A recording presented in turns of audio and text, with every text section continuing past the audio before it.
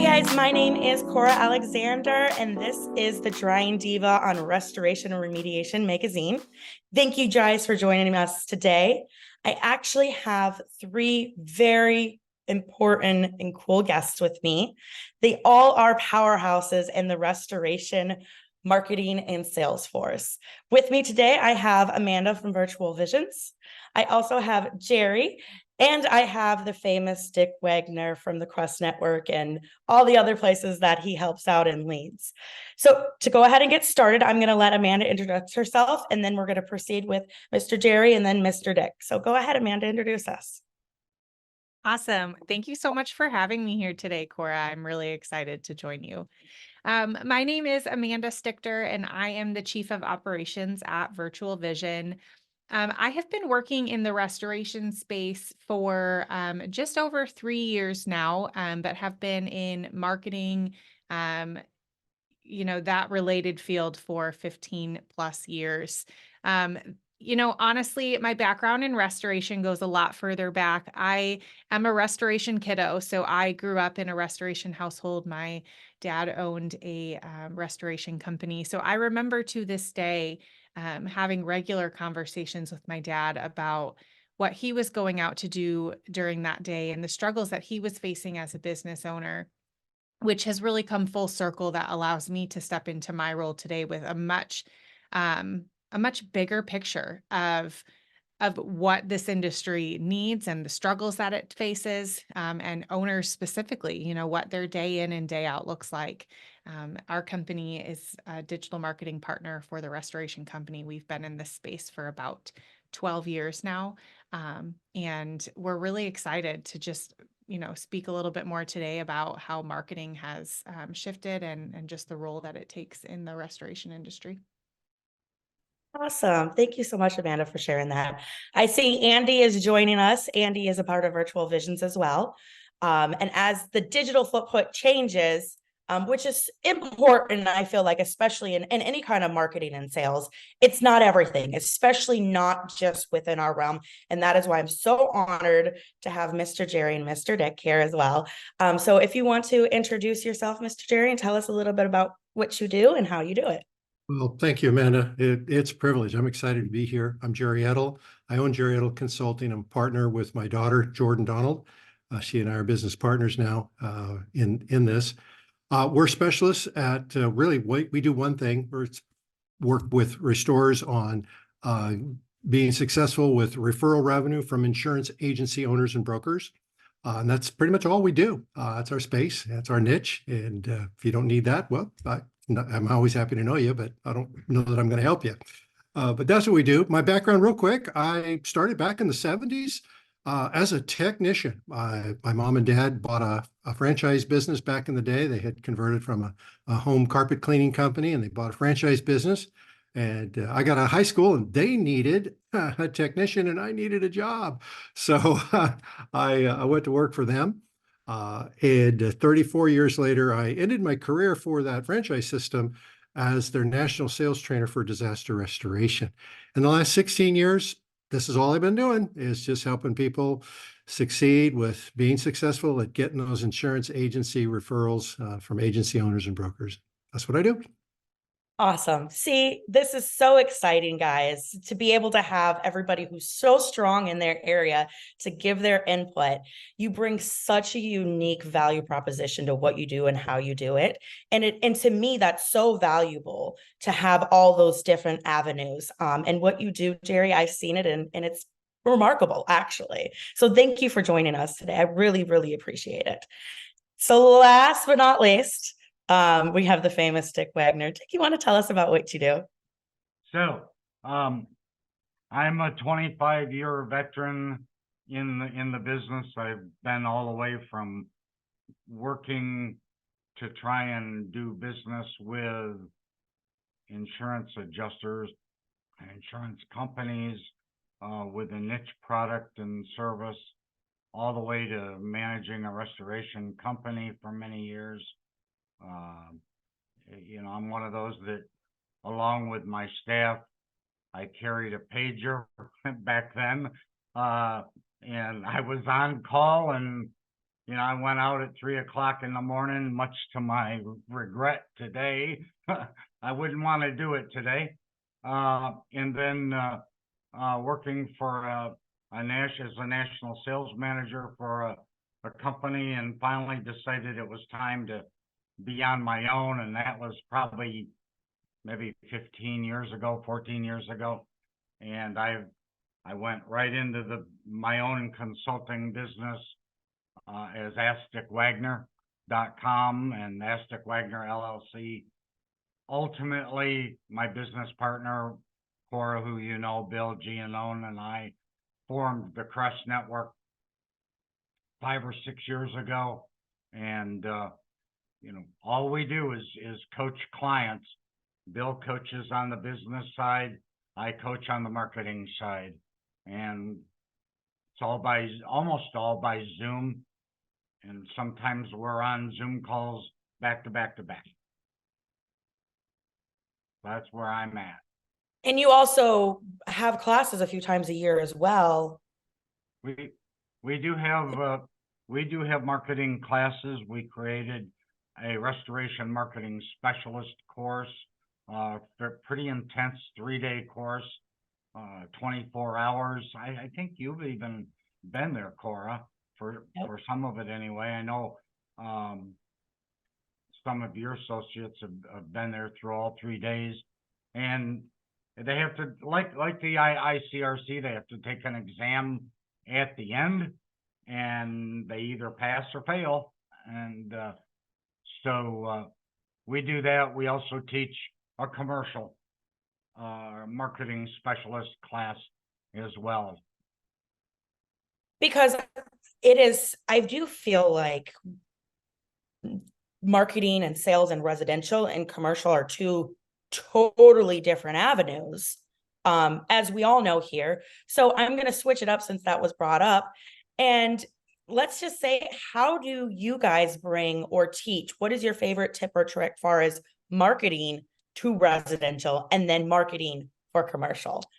Let me ask each one of you. And let me just start with you, Dick. What about you? What is your number one tip or trick for commercial and for residential? I think everybody pretty much knows that in the residential space, you're going to market to those people that can refer you to jobs, such as to marketing to plumbers, marketing to insurance agents, a little bit less, but marketing to some adjusters.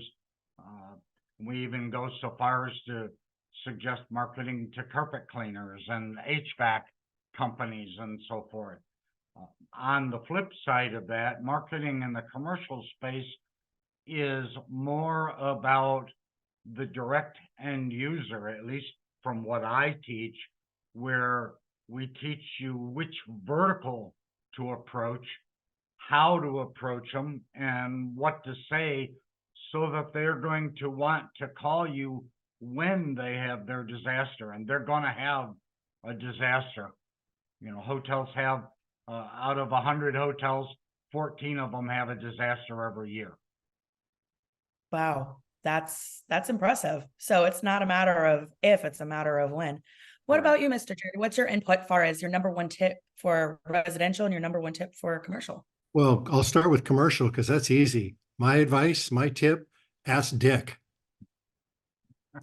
You know, that's just not my space. I people ask me, you know, they'll come, I'll talk to them as I do my sales and marketing process to find prospective clients for me to work with.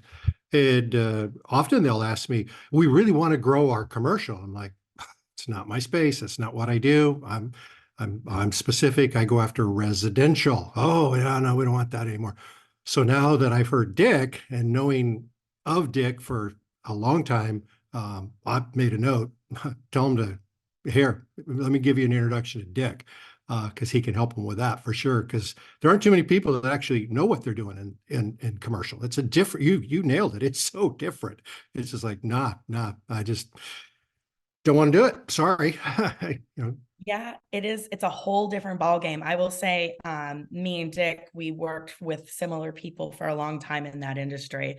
And I will say Dick is definitely the expert in that. This is, my background's only really in commercial and industrial. So when I joined, back in restoration, I was like, residential, I'm not strong there. Like I can help you with equipment, I can help you with sizing, but I have no idea about residential. So I love that that's what you bring. And I love that you're able to say, hey, commercial is not my thing.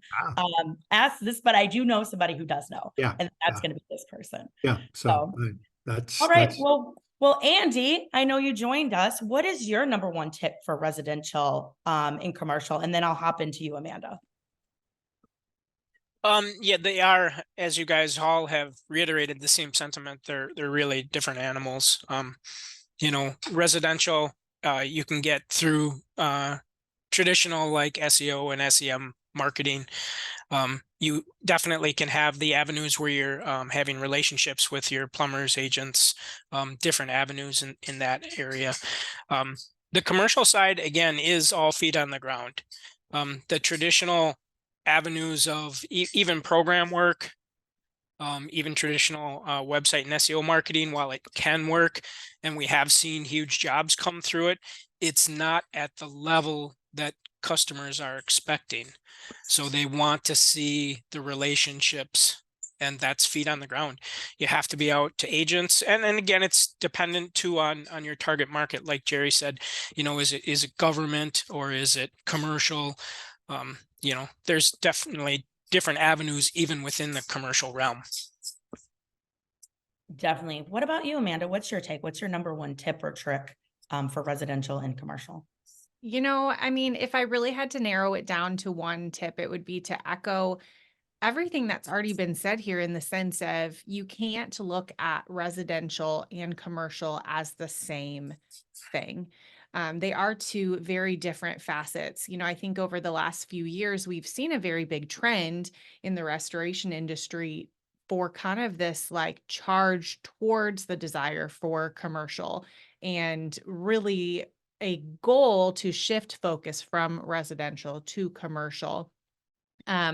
Even, I don't know if you all have had the chance to review the State of the Industry report that was released this year, but they spoke a lot to the fact that that was a big trend. That was a goal for a lot of companies to move to commercial in 2023, but it didn't necessarily happen. And there are a lot of different factors that go into that, whether that's, commercial, as Andy said, is very boots on the ground. It also requires a very different level of capital than walking into a residential loss. And so I think the biggest tip that I can give is make sure that as a company, when you're approaching and considering residential versus commercial, you have to have a different perspective on the two. They can't be the same. So you can't make an assumption that you could approach both in the same manner. Yeah, Amanda, that was really well said. She hit on a point that none of us hit on, and that's the capital for commercial. It's a very important part. In addition to the capital, drying a multi-story building is much different than drying a residential home. 100%. And I think everybody gets excited and they want those commercial. One, they don't know how. So I would highly suggest get you a partner who understands how to market it, how to sell to it, how to achieve it, how to produce it. The Crest Network does a great job on that, especially Bill on the business side of things. And I know Scott Tarpley teaches the production side of things of how to actually get that job done, and to have alliances in this industry as well, because when it's not a matter of if you get the big loss in, it's when you get the big loss in. It's going to happen. You're the expert in your industry, where you live. People are going to call you. So I teach, my clients all the time, and my clients are restoration companies similar to you guys. And I teach them, hey, it's not a matter of if you need me, it's when you need me. And you're going to need my equipment. You're going to need my labor, and you might even need me to help you with your capital to be able to execute and get this done and do it the right way. Because in commercial, totally different ballgame. Well, I want to go ahead and switch gears, and let's talk about, since we're talking about we're marketing for commercial and it's totally different, it's boots on the ground. Let's talk about how digital marketing has changed in the years. And now we have this trend of the State of the Industry where restoration companies want more commercial. Now, how are they able to get more commercial? Or how are they able to maintain their status quo on their residential? Is that only going to be as far as digital marketing, or do they need to market to insurance brokers and things like that? So I'm going to go ahead and I'm going to start with Jerry because I want to give his input on this. And then I want to go to you, Dick, and then last and least back with you and Andy, Amanda. So what's your take on digital marketing, Jerry? How has it transformed? And what do you think restoration companies need to do as far as their digital marketing? Well, as it relates to commercial, ask Dick. But as far as my opinion on marketing and digital, I think our messaging is we need to remember that, especially with residential, this is maybe not quite so much with that's one of the big differences with commercial. You don't have that human homeowner emotional mess. You know, commercial's got its own challenges, not to say that it doesn't. But remember that when you're dealing with the homeowner, if you aren't aware and paying attention to what I like to call the emotional side of the loss, if you're not prepared to triage the emotional side, if it's only always, if your messaging, if your service, if everything is all about get in, get it out, get it done, dry it out, get your dehumidifiers, get it set up, follow the rules, you know, get the paperwork done and get on to the next loss, which is what programs tend to drive, you know, just mechanically. It's easy for many restorers to lose sight of the human element. You're dealing with a human who's had a loss. And so I think messaging supports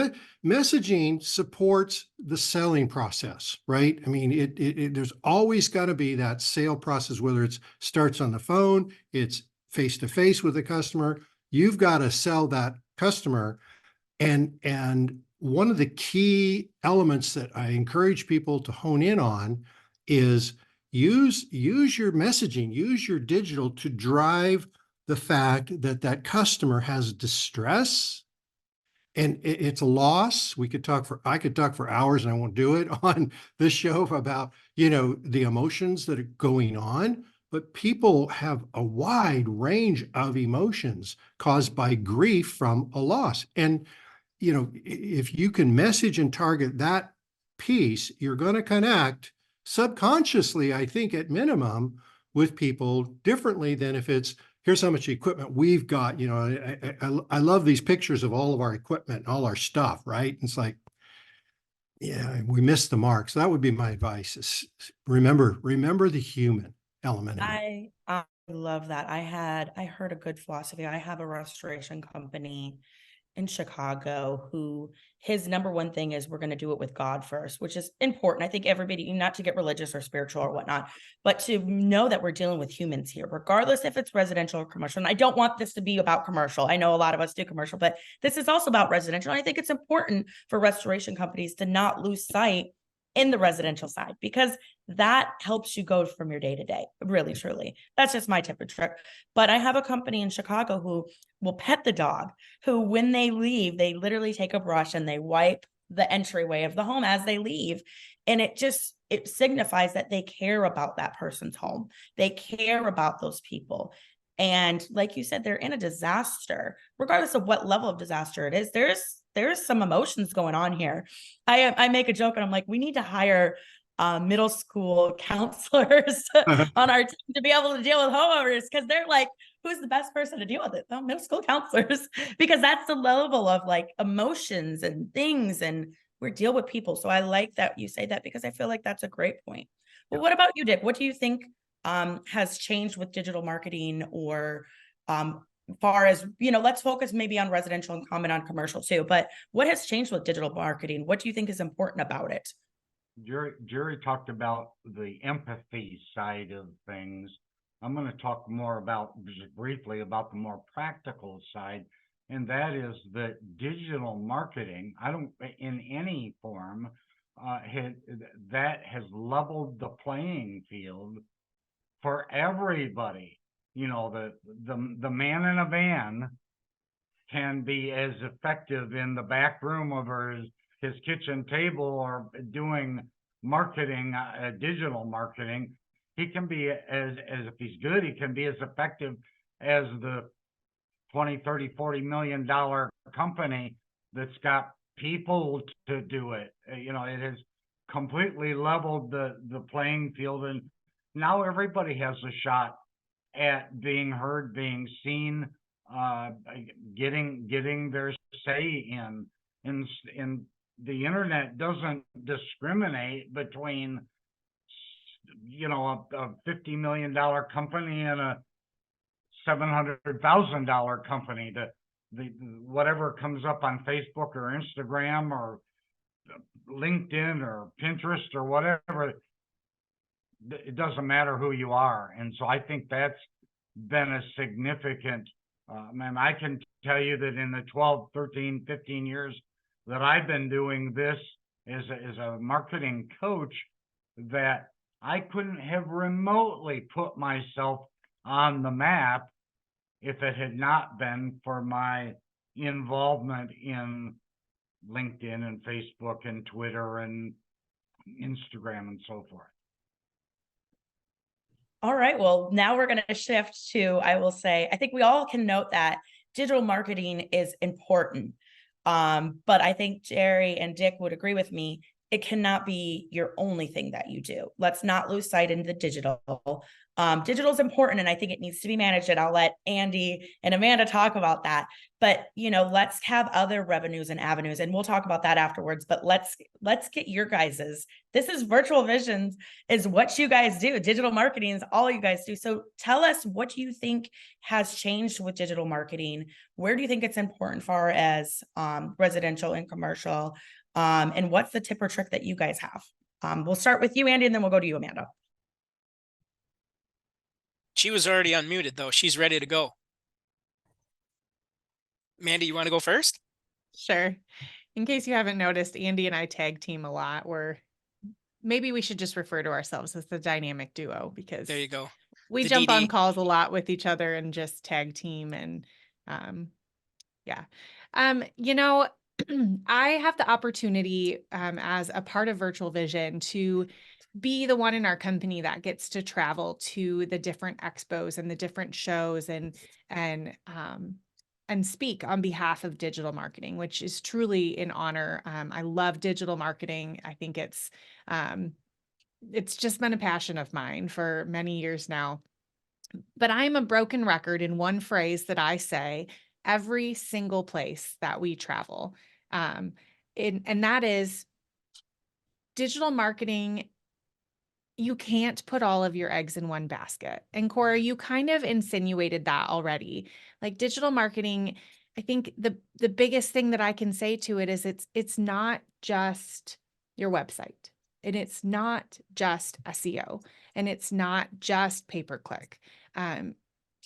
When you can, as Dick mentioned, when you accurately manage all of those pieces and you can do it well, that's where that playing field becomes leveled. Certainly, there are a lot of other factors that come into play with digital marketing, right? So yes, a large franchise is likely going to have a much bigger budget when it comes to things. That being said, that doesn't negate the smaller company or the smaller player by any means. Digital marketing allows all of those people to be seen, because some people, I guess we work a lot with companies who are aiming at residential. And so when you look at their different types of marketing, I think it's important to note that some consumers want the franchise that's been doing it forever and has the really big name because they've grown up hearing that. Whereas some consumers want the person that can walk in the door and give that human aspect to it, like Jerry said. And we speak to that a lot, because I think you could have the best digital marketing in the world and the best ranking on Google, but if you remove the human element from your business, you might not succeed. And so marketing is so much more than these digital pieces of Google. It's who you are in other capacities as well. What's the messaging that you're sending to people? And how are you communicating that in every step of the customer's journey, whether that's residential or commercial? Yeah, I'd add on to that. Well said, Amanda. It's every step of that journey. It's not just the message that you put out in SEO or SEM or PPL. It's more about the first person that picks up that phone and how they relate to the customer. That's probably the number one person in your business for Uh, I would clo- agree on for that. I would closing. agree on that. So They let's, and I know I sent out a couple questions for us, but our timing is there and I want to make sure we hit on everything. What are some mistakes that you guys see restoration companies making? And what would you tell them that they need to change and be aware of? And I'll start with you, Andy, Amanda, Dick, and then Jerry. We'll go that way. every company is run a little bit differently. But the biggest thing is in our environment is we are almost like an employee in each one of the restoration companies' salary base. And the reason I say that is because we're so invested in the little intricacies of what we're managing for them. We listen to every phone call. We know whether or not the person that answering the phone has the empathy to talk to a new customer who's standing in 6 inches of water and bawling their tears out. It's just, they have to have that relatability. And then the first technician on site also has to have that relatability. It flows through the whole channel. So remind me again, what was the question? What is the number one mistake or a big mistake that you see restoration companies make in marketing, advertising, or sales? It's kind of, I mean, they're Yeah. all different, but that realm of things. It's every company thinks that they can run their digital and pay-per-click and SEO, and even every SEO company thinks that they can do it. Now we all do it a little bit differently because we all have our tactics. But the biggest mistake is not having the right people inside of the organization to run it top down. Yeah. What is your take, Amanda? What do you think is the number one mistake restoration companies are making? I'll kind of, I guess, tag team off of what I said before in, you can't put all your eggs in one basket. I think one of the biggest mistakes that many companies make when they look at digital marketing is relying on a specific, like one specific strategy to help them reach their end goal. For instance, relying on your company's SEO to bring in your leads. Is SEO very helpful? Yes. Is it very crucial? Yes. Was it designed to bring in leads? No. So understanding the different avenues that are there for marketing and the biggest mistake of relying on one specific thing and then saying it's failing, when in reality, there are so many different pieces that go into that, and that's what makes it successful. What about you, Dick? What do you think is the biggest mistake restoration companies are making? I'm excited for this one because I know you got something good to say. If you're talking strictly about digital, and I know you may not necessarily be. No, not digital. We're talking, what is the number one mistake you see restoration companies are making, regardless of what they're doing? Well, I'm going to go back to digital in this case and comment that you have to market and you have to be in the digital place. One of the things that so many business owners tend to forget, and especially the newer business owners that have maybe come into this business, stepped out of the technician role into the ownership role in the last 10 years, Jerry and I are old enough to know when you were spending a lot of money on yellow page advertising. Okay. And, I remember one of the roles as a GM of a restoration company. My boss gave me the responsibility of placing the yellow page ads in the various yellow page books or phone books. And we were spending $1,000 a month on yellow pages. Now, translate that into 10, 15 years ago, that's a pretty good chunk of money. But yet, when you come to today, you talk to a business owner about, hey, back in the day, we spent $1,000 a month for yellow page, and you're not even willing to pay somebody $200 or $300 a month right now for expert digital support or awareness, and sort of the digital world has sort of taken over from the yellow page book that sat on your desk. That's my thought on it. What about you, Jerry? I'm just thinking about when I put ads in white pages and yellow pages. I'm like, man, that was a lot of, and it was a lot of work too, because you had only so many lines and you wanted to be egg and. Girl, you're not old enough to remember. You're not old enough to remember those, but Dick and I are, and I'm telling you, he just spoke the Hey, truth. hey, hey! Oh. I'm 28 again this year. I've Atta from girl. 25. I love 28 it. again. I think next year I'm going to have to be 30. All right. No, you're good. Okay. So, boy, I want to be, I don't want to call this a mistake. Okay. I think we could frame it that way, but I think it's a misunderstanding, honestly, that leads them to make a mistake. And that is a failure to understand sales cycle time. I mean, we understand drying cycle. We get that, it should take so long, and of course, everybody knows the myth, it's dry in 3 days. Well, it's dry when it's dry. Well, as I talk with people, and they'll talk to me about their SEO, and they use colorful language to describe their dissatisfaction with, SEO and their website and this and that and another thing in their sales process. And they've tried agents, they've tried. And one of the things that comes out commonly is they don't understand sales cycle time. And Say that again for me. He just dropped a bomb for us. Jerry, what is that they don't understand? Sales cycle time. They don't get it. It's understanding that and the way, and I just was on a call this morning before this call with a potential prospect working together. And I said to him, you can go out and call on plumbers. You can hire somebody to go out and call on plumbers this morning. And before the afternoon, maybe even still in the morning, they can refer you.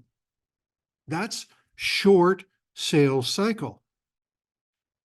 When you go to my specialty, the insurance agency folks, I tell people, listen, in the first 6 months, expect 0 referrals, 0 jobs, nothing. Do not expect anything. Therefore, do not pay them on commission only.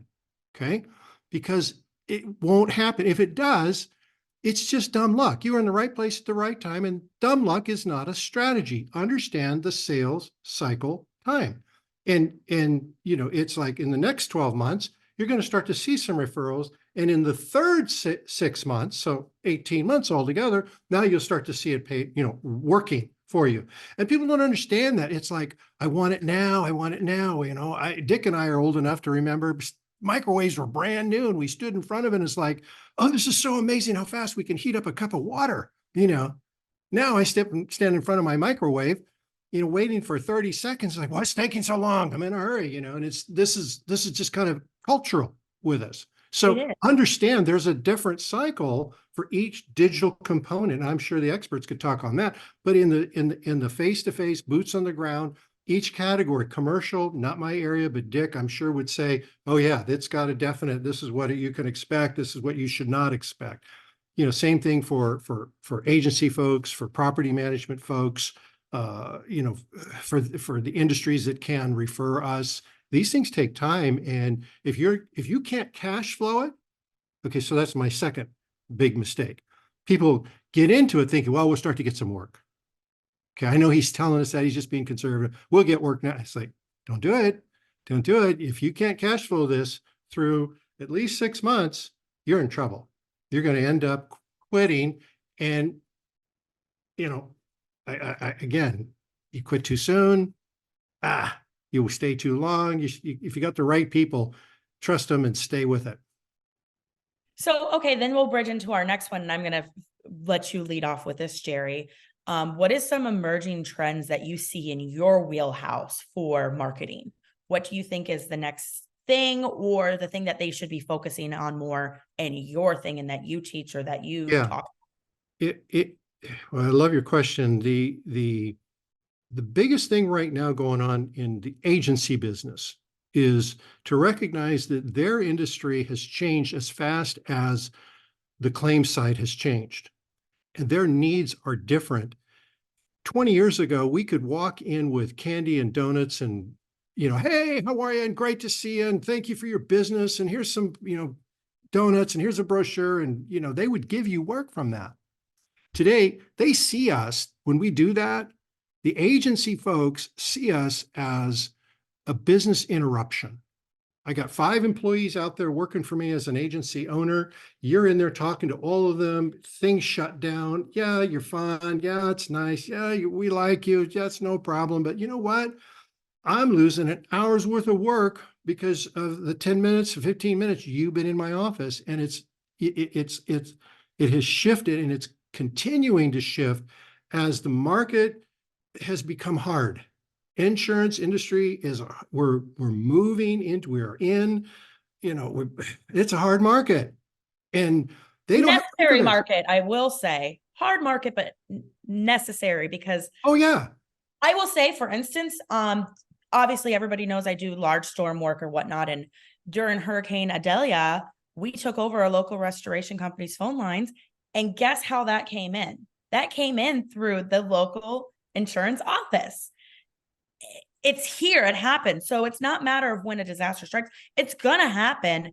And people are going to go to their local insurance agent where they bought their stuff. So don't think it's dead here, guys. It's here. And I'm sure you can, like you said, it might not be, it's not an instant gratification, but it's a necessary one. It is. And if you're going in just routinely every month, understand they're seeing you as nice, but a waste of our time. So stop doing that. Stop wasting their time. Go in with a different strategy. So quickly, and I know that you teach on that, and we'll give everybody's contact information at the end of this. What would you suggest that they do? They have to focus on differentiating themselves from everybody else. So currently, everybody does what I just described from the last 20 years. They still do it to my delight, because it helps my people. But at the end of the day, it's you have to focus on something different. And part of what I teach is the emotional side of the loss. And there are agents out there that actually care about that, and they care about their customer.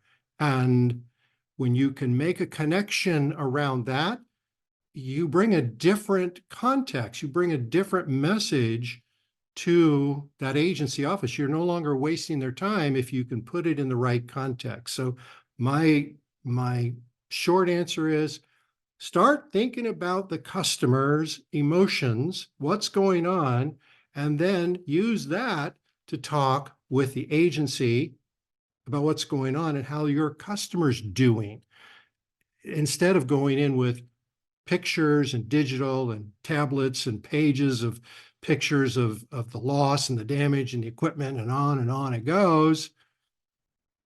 They don't care that much. There are some that want it, but the majority don't care about that. But when you start talking about, I was in with your customer, and he's just angry. He is so mad. And I know he's just angry because, he's got this loss, but he is mad at everything and everybody right now. Well, that tips off, that gives the agent an opportunity to decide, hey, I can pick up the phone and call him or her and say, hey, how you doing? I'm so pissed off. Okay, talk to me. Let it vent it. Let them, because they care about it. It's that be human, understand the human side of that. Boy, the person that brought them that nugget. Now, I know there's plenty of agents that don't care. I get that. In some markets, half of them don't. In some markets, 40% don't. Some markets, only 30% don't care. But that means at least half do. And when you talk about that emotional piece, you'll get them to connect with you. And that'll feel different to you as a sales marketing professional going in to see them. Yeah, definitely. I know, Dick, you talk about it, you teach, I forgot what you call it.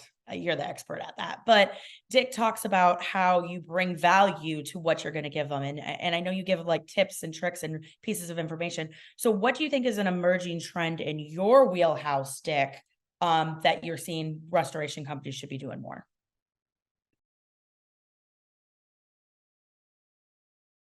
There, hopefully you can hear me.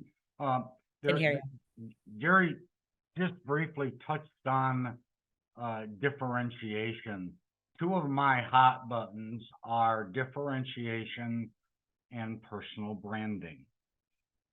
And with differentiation, I mean, I've got to have to tell you, I did some research, and we know that in most markets, just general markets, there are 50 to 60 contractors in that market as your competition. You know, some are one man in a van, truck in a truck kind of guys. Some are big operations, but you're up against 40, 50, 60, 70. And if you come down here to Florida, where Cora is, or I am, my gosh, you go over to Fort Lauderdale, Miami, there's probably 500 or 600 guys or companies that believe they're in the restoration and remediation business. So if you aren't different from every one of them, if you're going to say the mantra, oh, we do fire, water, smoke, and mold, you are no different than all of the rest of them. And the other aspect of that is personal branding. As a marketer with feet on the ground, out there in the marketplace, calling on people, you better have some personal brand that precedes you and that follows you after you've been there. I can give you a real quick example. I had a marketer, I don't work with them anymore, but it was a marketer in Central Florida, and she lived on a horse farm. She wore very expensive cowboy boots, a sundress. Most of the guys don't even know what that is. And I told her, you need to wear a cowboy hat as a marketer. And she did. She had a $500 cowboy hat, or a couple of them. So she became known as the cowgirl. I mean, even if when she went into a hotel to talk to a hotel owner, manager, whatever, they knew who she was before she barely even got a word out of her mouth, because she had a personal brand. Many hotel people knew what she did, what she was there for, because of that personal brand that preceded her and then followed her. And she did. She locked up 200 hotels in that market in a year's time, and that's record breaking from my client base.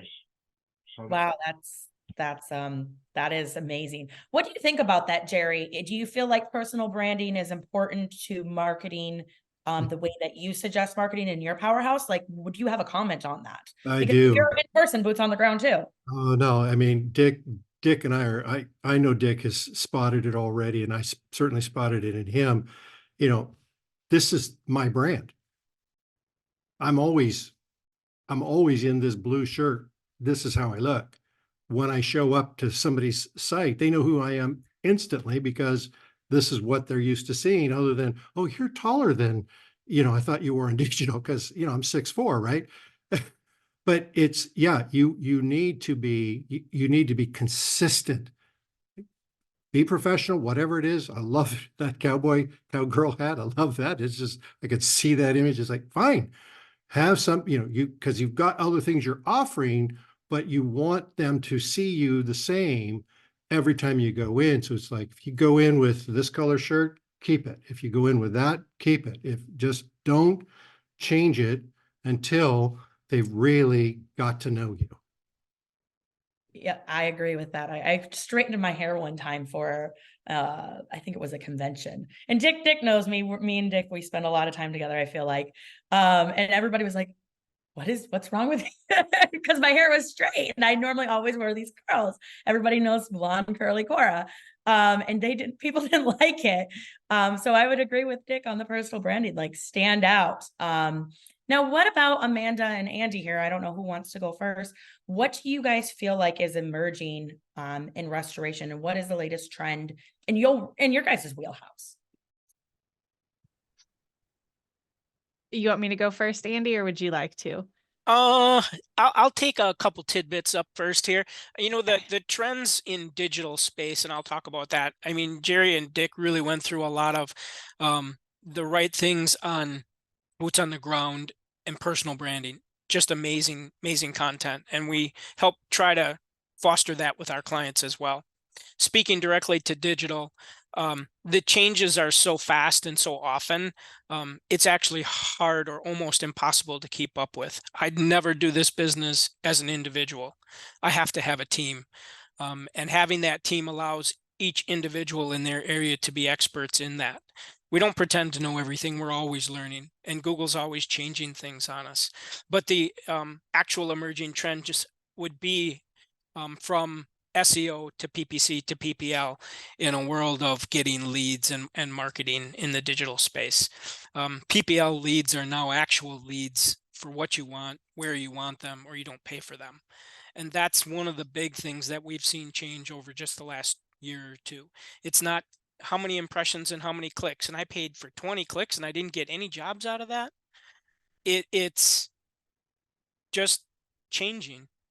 Google's also doing more changing. They're putting more emphasis with business directories like Home Advisor or Angie's or BBB versus the private companies or even the franchises, which is then forcing everybody to do a little more of their paid advertising, whether it's PPC or PPL. And the PPL piece is even being distributed evenly more, where over the last couple of years, it was, if you had better reviews, you could do more in the PPL space. Now it's a little more distribution here. And what's causing that PPL distribution is the companies aren't getting enough leads, so they're dipping back into PPC. And that PPC is every click. It's not really measured from a standpoint of, am I getting a job? We measure that, but they're specifically having to pay for a click now instead of a lead. Google's smart about it. They are. So those would be the quick trends. Okay. Yeah. It seems to be ever changing with digital, and you guys definitely know about that. What about you, Amanda? What do you see as the emerging trends or things that are changing and are important to know in your warehouse? Yeah, Andy really hit it on the head. The first one that I was going to say is that pay per lead has been a huge, huge shift in the industry, where there used to be such a competition of, well, how high can you get your budget to go for pay per click, in hopes that we're going to get some conversions off of that. And certainly there are strategies behind those conversions for pay per click, but pay per lead has really become the trend in the digital marketing strategies for restoration companies. And then it really goes without saying, but I think the other huge trend related to digital marketing for restoration specifically is the trend towards AI. And Google has really obviously been doing a lot of shifts and adaptations over the last 18 months or so related to AI within the industry. And I think there's still some like hesitancy towards AI, and rightfully so.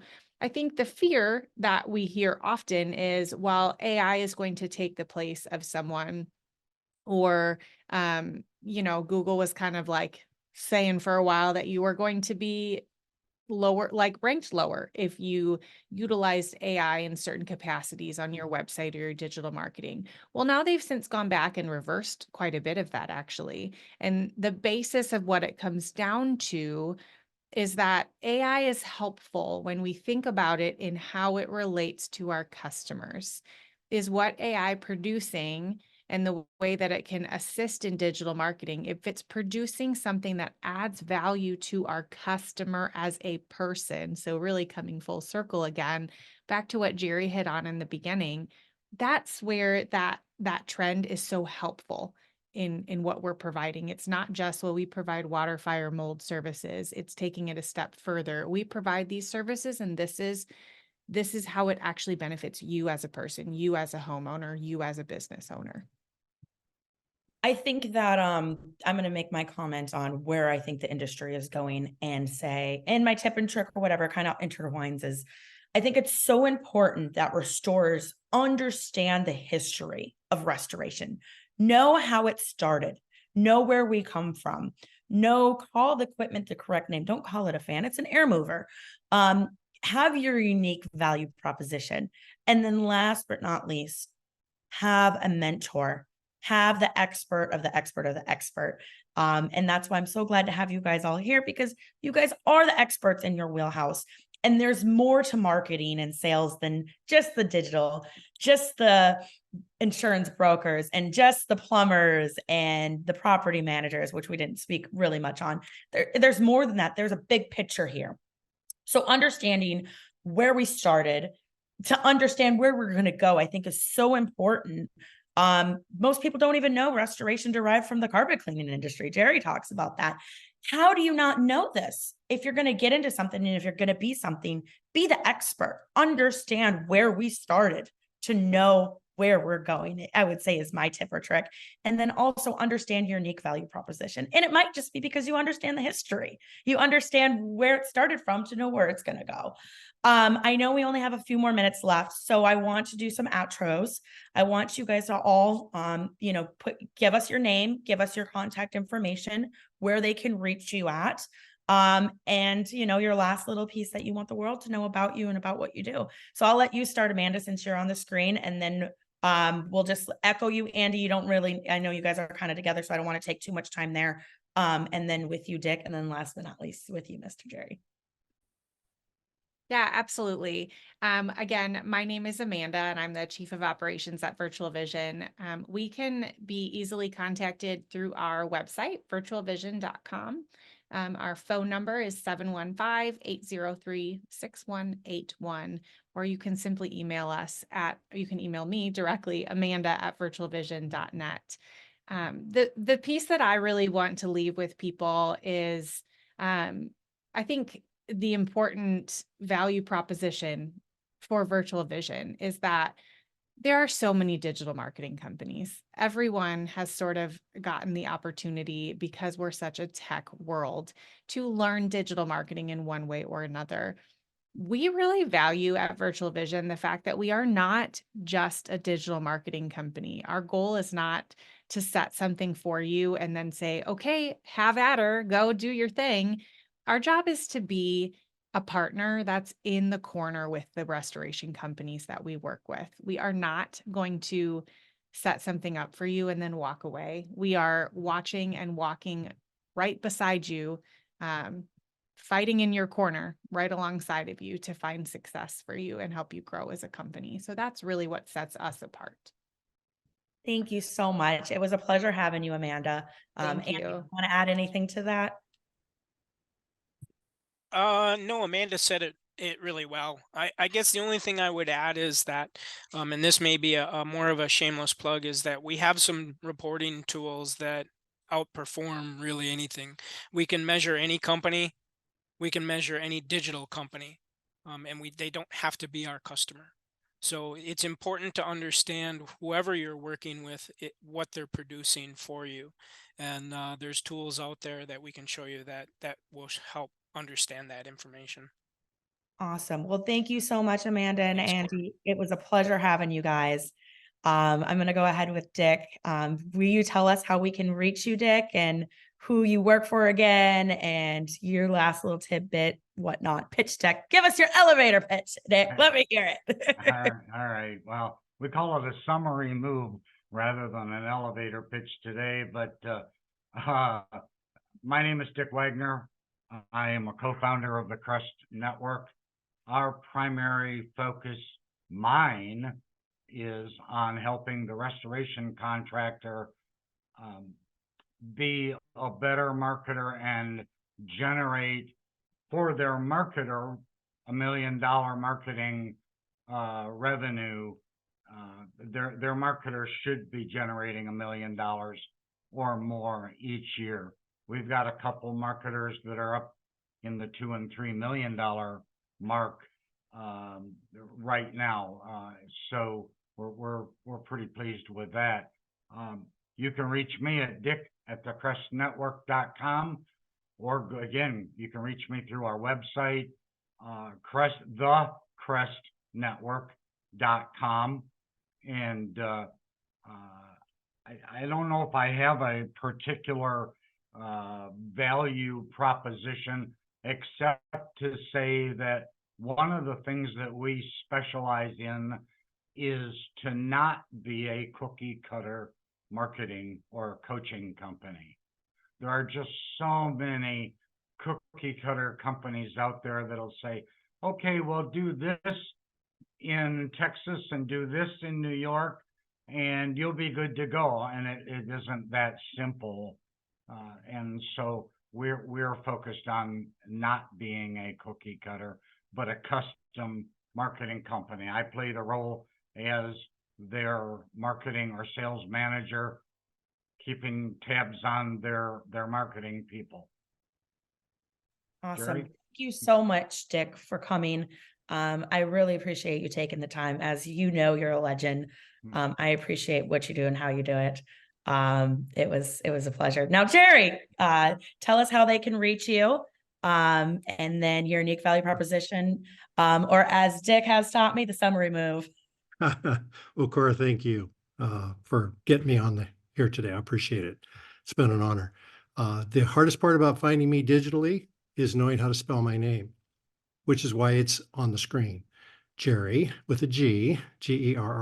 Mom, my mother did that. It's Gerald, but she called me Jerry, and she spelled it with a G instead of a J. So it looks like Gary, but it's jerryedel.com. Email jerry@jerryedel.com. Phone number is on my website. You can find me digitally. No problem there whatsoever. I'm gonna end with this. To all of you who are restorers, having been there, having done that myself, having been that guy that got called out at all hours of the night and ran the crews and all that's involved with that, I have a personal appreciation for what you do. So let me just say to you, thank you for what you're doing. You're making a huge difference in the lives of people every day. Your own employees, of course, starting with them. And then, of course, your customers who are really needing your service on a very bad day. So if they start yelling or screaming or whatever, don't take it personal. Just know they're in grief, they're suffering, they'll come around. Hang in there with them. And thank you again for what you do. Well, thank you guys all so very much. My name is Cora Alexander. I am your host, the Drying Diva with Restoration and Remediation Magazine. I've had the pleasure of having these four powerhouses in marketing join me to just tell me a little bit, but please reach out to each one of them. I highly, highly encourage you to. Obviously, we all have different things that we bring to it, but these are the experts. Have an expert. I'm your expert when it comes to your large loss and equipment rentals, subcontracting, and consulting. Feel free to reach me at thedryingdiva.com or through Disaster Equipment. We look forward to your next one, and we will see you next month in February on our next podcast. Thank you all very much. You guys have a great afternoon.